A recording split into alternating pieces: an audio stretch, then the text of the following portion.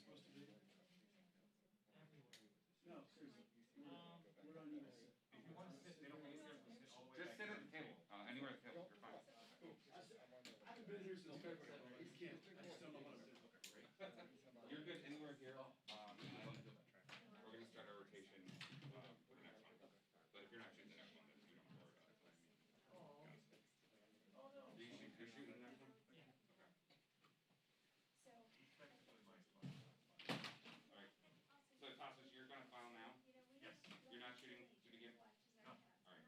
Let him shoot, and then when that minute goes up, I'll pop it. Right. Okay. He missed a lot of the last one, so. I'm good. Sorry about that. Yeah. Right? Yeah. Yeah. But Forgot my yeah, credentials. but I was like, ooh, sunshine. Yeah. At home? Worse Yeah. Still slow you down there? First time I've ever done that, so. Right, of course. Take it away from me.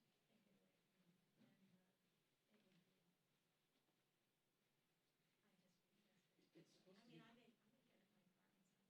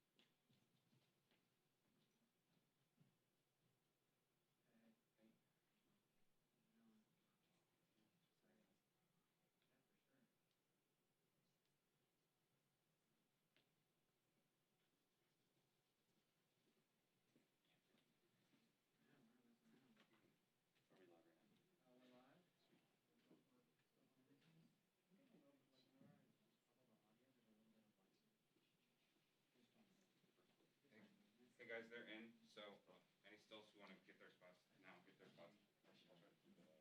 Yeah, I do, Matt. Greg,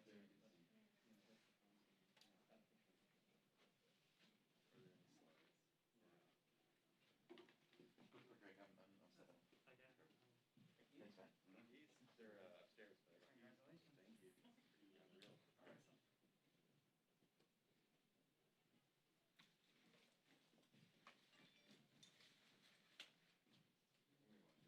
Okay, that's fine. Yeah, Alright, I appreciate you it. guys agree? Yeah. I'm gonna head out. Good, how are you? There's one too. Alright, thank you. Bye. Take care. Yeah.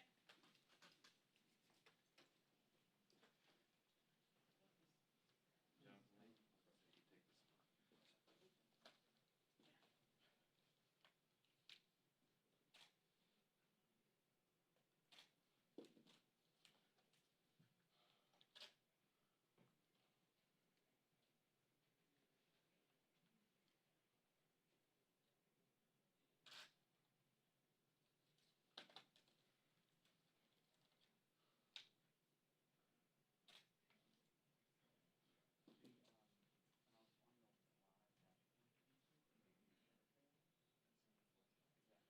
That hearing room, I have Minuchin. It's dark as heck, right? Light has no meaning or presence in that. Okay, and is that the one you have to shoot from the sides the whole time? You can work the sides, and then I think depending on, it's judiciary, right? What's up? It's judiciary, I think so. then you can, I think you can be in the well. Okay. Um, Did you file from the well? Where'd you file from? I follow from like in the seas. Oh, yeah, that Big, makes I'm sense. sorry.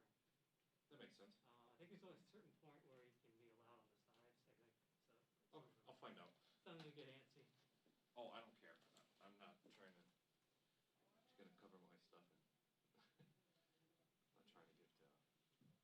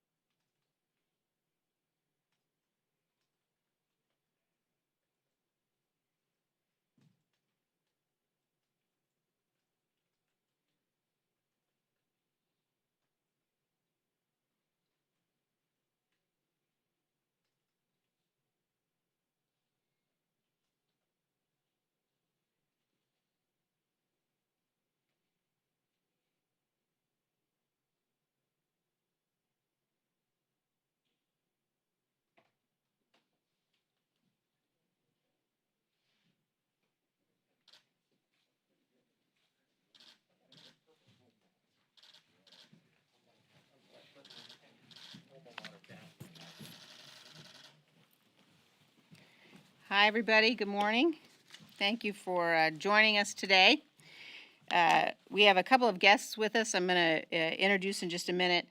As you all know, our nation's facing unprecedented challenges, and Speaker Pelosi continues every single day to turn away from bipartisan solutions to these challenges that we face. Instead, on every single issue, whether it's police reform, health care, infrastructure, she continues to introduce legislation that she knows will never become law. But these are all areas in which the American people expect us to work together in a bipartisan fashion to come up with solutions. Today, we've got yet one more missed opportunity, the Democrats' transportation bill, which we're going to hear more from Mr. Davis in just a minute. But this legislation is, quote, an application of the principles of the Green New Deal, when it doesn't need to be that, when there is bipartisan room for agreement on it. The Democrats also, we've watched, pass legislation yesterday that actually will make it much more difficult to come up with the kind of innovation that is necessary for vaccines, for treatments, for COVID. So their determination to move and to operate in a partisan fashion is fundamentally hurting the people of this country. On Russian activities in Afghanistan, Ranking Member Thornberry is here to discuss that as well as actions this week on the NDAA. Let me just say, we're not going to talk about classified briefings. We're not going to talk about the specifics of any of those classified briefings. But as Ranking Member Thornberry and I said yesterday in our statement, we remain concerned about Russian activities in Afghanistan and around the world. We're going to continue to work with the administration. We anticipate additional briefings on this issue. But I want to be absolutely clear that America's adversaries should know, and they should have no doubt, that any targeting of U.S. forces by Russians, by anyone else, will face a very swift and deadly response. The Russians experienced this in Syria in 2018 when U.S. forces defended themselves with overwhelming and lethal force against likely Russian mercenary forces. In the United States, we have a free and open society. We debate policy, we debate these issues. That is the strength of our system. And that is what our adversaries, the Russians, the Chinese, the Iranians, the North Koreans among them, that is what they fear the most. Those governments cannot allow their people the kind of free and open debate we have, because they know if they allow their people to choose, they would lose power. America's adversaries should never question the will of the United States government or of the American people to defend our interests, to protect the security of our nation, to protect our forces, and to respond when attacked or threatened. With that, I'd like to yield to the Republican leader of the House Armed Services Committee, Mr. Thornberry.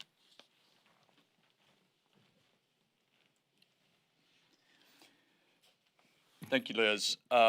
Tomorrow, the House Armed Services Committee will have our full committee markup of this year's National Defense Authorization Bill. Last week, we had each of the subcommittees mark up their portion of the bill. Amendments were offered by members of both parties, adopted, the bill was changed. And several hundred amendments have been offered for the markup that starts tomorrow. At this point, there is a genuine good faith effort on both sides to have a bill that both sides can support. And if that holds true tomorrow and through the floor, there is a very good chance that we will have the 60th consecutive year where a National Defense Authorization Bill has been signed into law. And I got to highlight that because it is the exception to the rule in a House that is largely dysfunctional, as Liz was saying and as Rodney will further illustrate. So far, in this area this year, we're able to work together, but that's the way it ought to work every year. And I would just highlight for you, a report just came out today that shows for the first time in several years, military aircraft accidents are headed down. They were going up, up, up. We worked together. We passed legislation to deal with it, and now they are going down.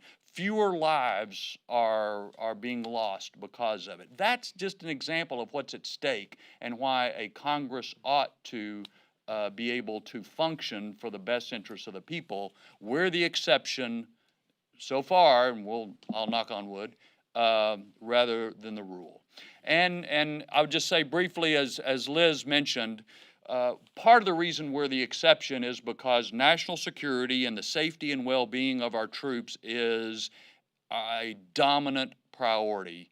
And that has got to be the dominant priority when it comes to the Russian Taliban matter that's been in the press. A lot of different agendas, a lot of different issues are getting talked about, but what matters most, what's central, is the safety of our troops. And that means that every level of government needs to gather more information to understand this situation better. Measures have to be taken to make sure our troops are protected, but also measures taken to make sure when troops are sent on a mission, they have what they need to be successful in that mission. And as Liz said, the Armed Services Committee, and I'm sure other committees, are going to continue to pursue this issue to gain greater insight and clarity. But at the top of the priority list is the safety and well-being of our military forces. Thanks, everyone. Chair Mac Thornberry and Chair Cheney are correct. Our troops should never be used as part of a political gamesmanship. And certainly the best thing we can do for our troops is to have what Ranking Member Thornberry said is possible in the Armed Services Committee, and that is a bipartisan agreement. That could have been done months ago. I was in the room when Leader McCarthy laid out to Majority Leader Hoyer a plan for all of us to come back, debate in a very bipartisan way, the NDAA and also a surface transportation bill. It was a very well thought out and very well laid out plan of action that the Democrat majority just disposed of. And here we are today with Congress's Infrastructure Week, and all we have is a partisan bill that was walking through a partisan process that will lead to a partisan vote on the House floor. This bill is not a bipartisan surface transportation bill as we've seen in years before. In my 16 years I spent as a congressional staffer before being elected and working on a surface bill, I've never been a part of one process that has been so one-sided. This is a bill that is only part surface transportation. I actually feel bad for Chairman DeFazio because during the middle of a 24-hour markup over 2 days, the Democrat leadership brought him and other chairmen into this room and airdropped another $1 trillion in spending that makes $2 out of every $5 spent in this bill that we're going to vote on this week go towards accomplishing the goals of the new Green Deal. That is not what our local communities and our local states want or need. They need money to rebuild our crumbling roads and bridges. The NDAA and the Surface Transportation Bill are two pieces of legislation that should never be partisan in this Congress. But unfortunately, we Republicans were left out of the process, and it's very disappointing for somebody like me who asked Ranking Member Graves to appoint me to be Ranking Member of Highways and Transit, knowing we had a surface bill coming forward. And instead of working together, creating four corners agreements like Chairman Schuster did in the past, unfortunately, we were saddled with 24 hours of debate, argument, and Republicans getting told no at every turn. It's disappointing, but unsurprising in this new Democratic majority. And I'll yield to Whip Scalise. Thank you, Rodney. It's very unfortunate that Speaker Pelosi has chosen to waste this entire Congress pushing a far-left socialist agenda. And today's no different. This is Pelosi's My Way or the Highway bill, which should have been a surface transportation bill where all sides work together. She continues to go it alone and literally say it's her way or the highway. Instead of helping our communities rebuild their infrastructure, she's focused on trying to push the radical Green New Deal, this agenda item from the socialist left that would much rather focus on making airplanes have to put solar panels on their wings then allow the airline industry to come back, for example. We should be focused on building roads and bridges, not on passing an agenda that would raise energy prices for all hardworking families across this country. Something else that was just perplexing yesterday that Speaker Pelosi brought to the floor was a bill on government price controls. Now think about this. We are in the middle of battling a global pandemic. We're trying to safely open up our economy again, getting people back to work again, safely going back to doing the things they did before, like getting their exams, their immunizations, their colonoscopies and mammograms. And we're trying to find a cure for COVID-19. We're trying to find a vaccine for COVID-19, and everybody's working at warp speed. President Trump set up Operation Warp Speed to find a cure for COVID-19. And you would think here in Congress we would be helping support that initiative, but that's not what Speaker Pelosi did yesterday. She brought a bill that, according to the Council of Economic Advisors, would actually reduce by 100 the number of new life-saving drugs that came to the market. Getting rid of up to 100 life-saving drugs. Just imagine, as we're trying to find a cure for COVID-19, Speaker Pelosi brought a bill to the floor yesterday that would make it harder to find a cure for COVID-19. Every estimate that's come out has said it would be harder to bring new drugs like a COVID-19 vaccine to the market, and yet that's what she wasted the House's floor time on. What world are they living in, and what crises are they trying to address when they're going to make it harder, not easier, but harder to find a cure for COVID-19, passing a partisan piece of legislation like that? Once again, Speaker Pelosi's way or the highway, not wanting to work with Republicans to solve problems, actually making it harder to do things like find a cure and a vaccine for COVID-19. It's just mind-boggling that this is what her agenda is, but it should be eye-opening to everybody that that's her approach. Clearly, it's the Joe Biden approach to push a radical socialist agenda.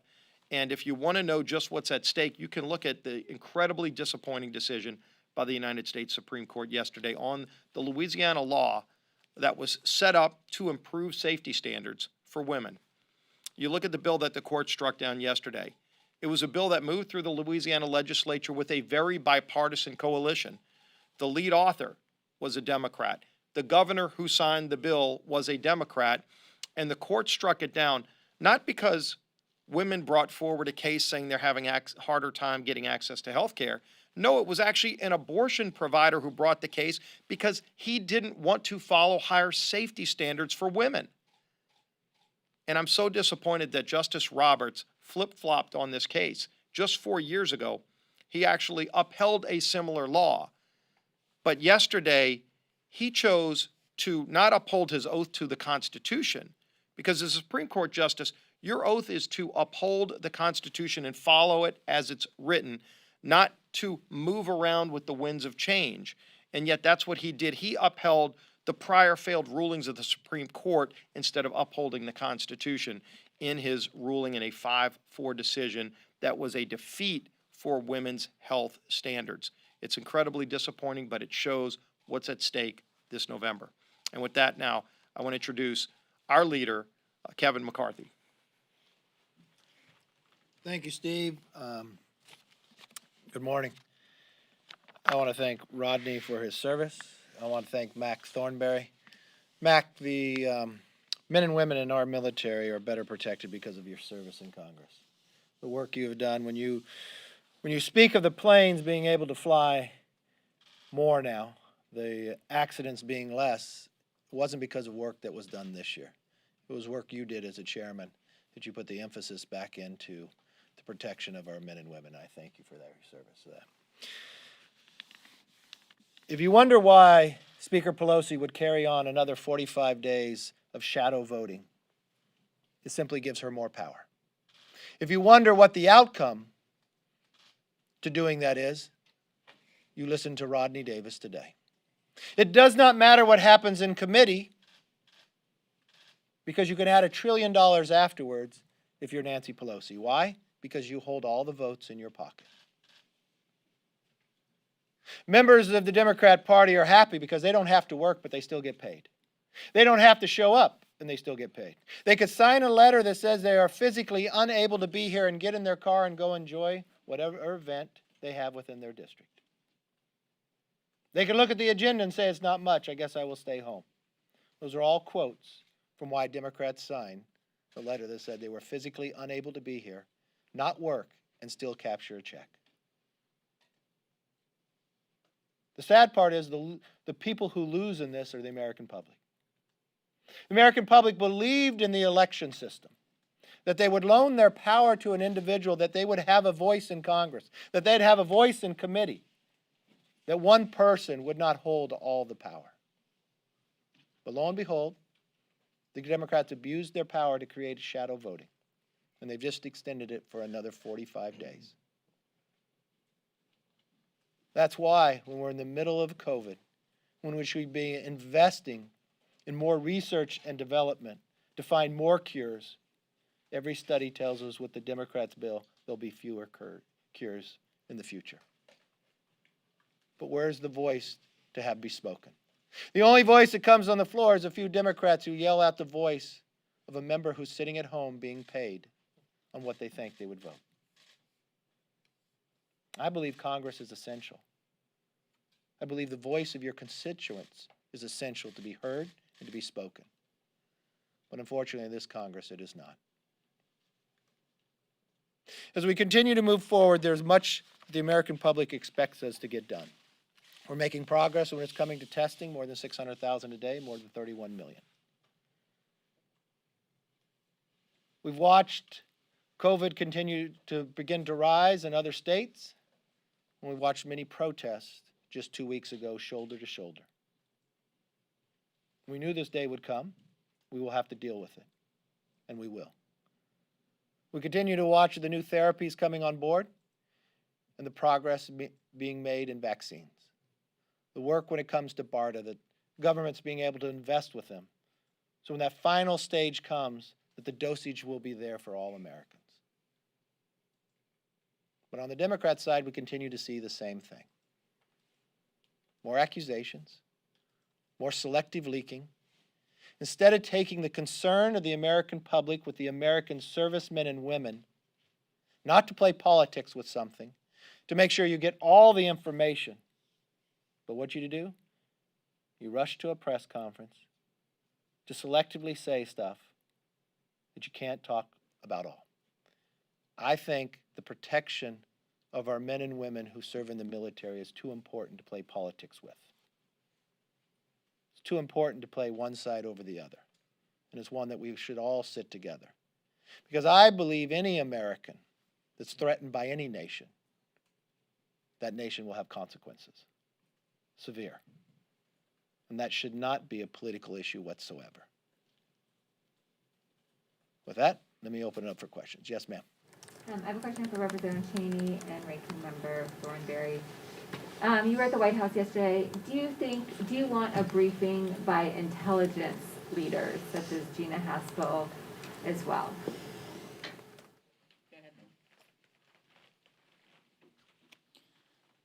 Yeah, just to be clear, there were intelligence officials in the room with our briefing yesterday. Do I have additional questions and want to pursue other lines? Of course I do.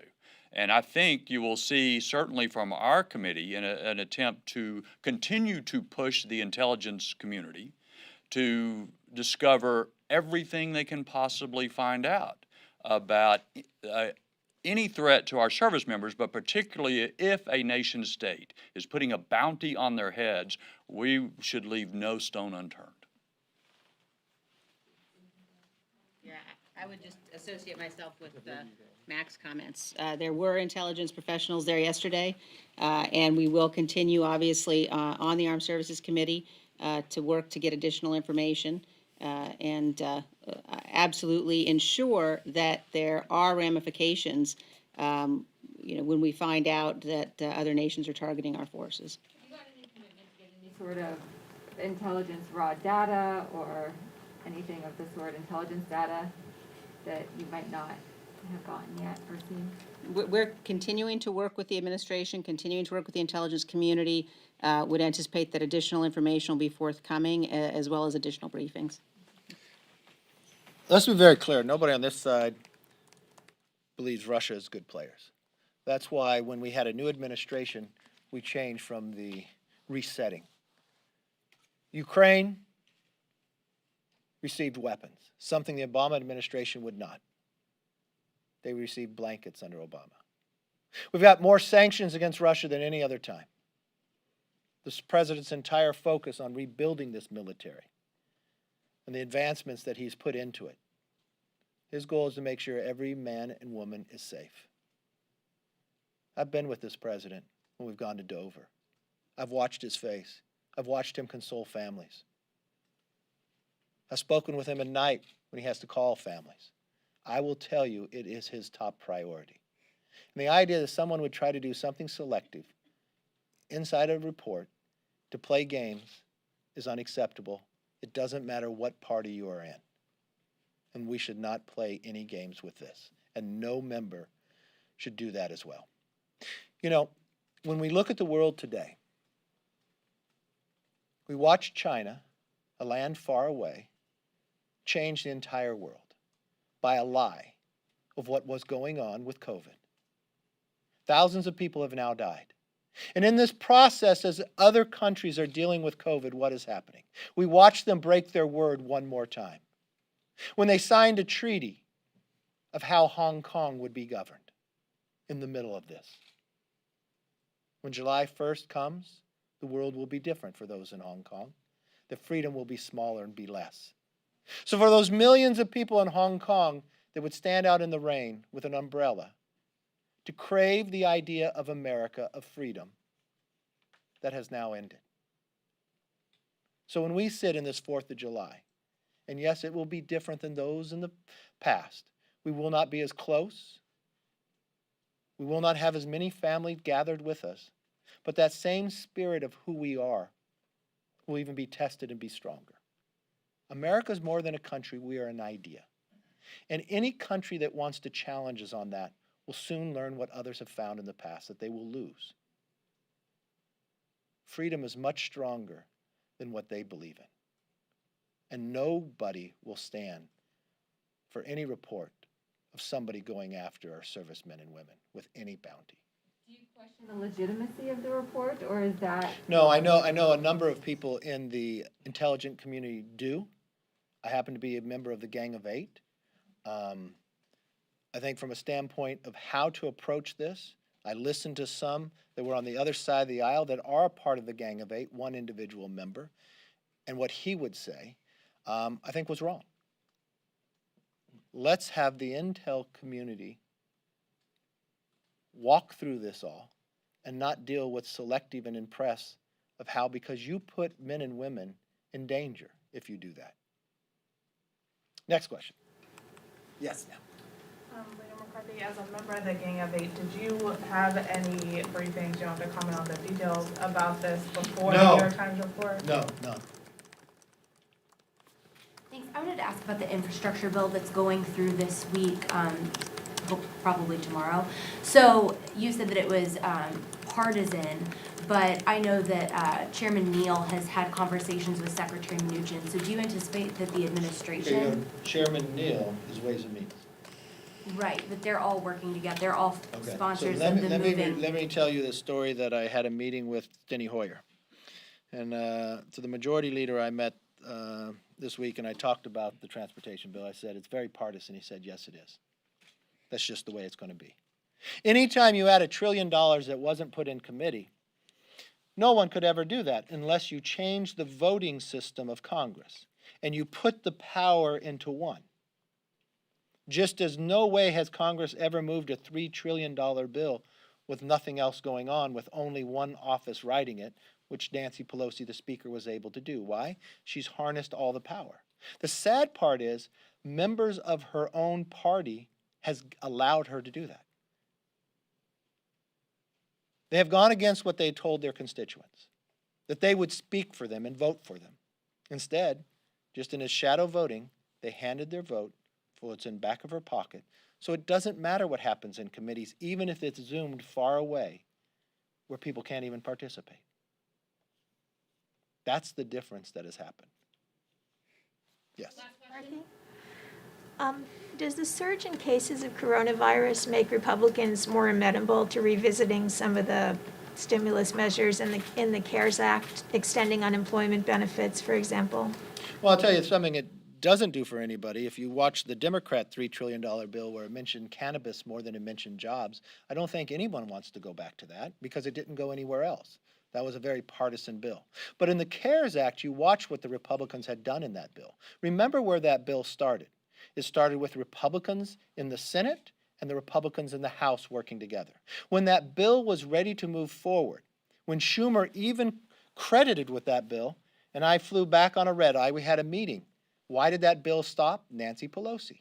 She stopped the CARES Act. So there are certain things in the CARES Act we probably wouldn't revisit. We wouldn't revisit the things that Nancy Pelosi put in, like more money for the arts, more money for the Kennedy Center. Those things that were held up for more than a week that people needed help for, that she put in, were real challenging.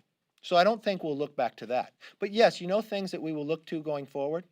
We need to get our schools and our child care open. How can we do that safely? Well, I'll say some of the first things you really need to do is liability protection for so many small businesses. I was just with a small business the other day. The pain that they are having to be able to bring people back that are making more money in unemployment than able to have a job. We want incentive. We want all Americans to work.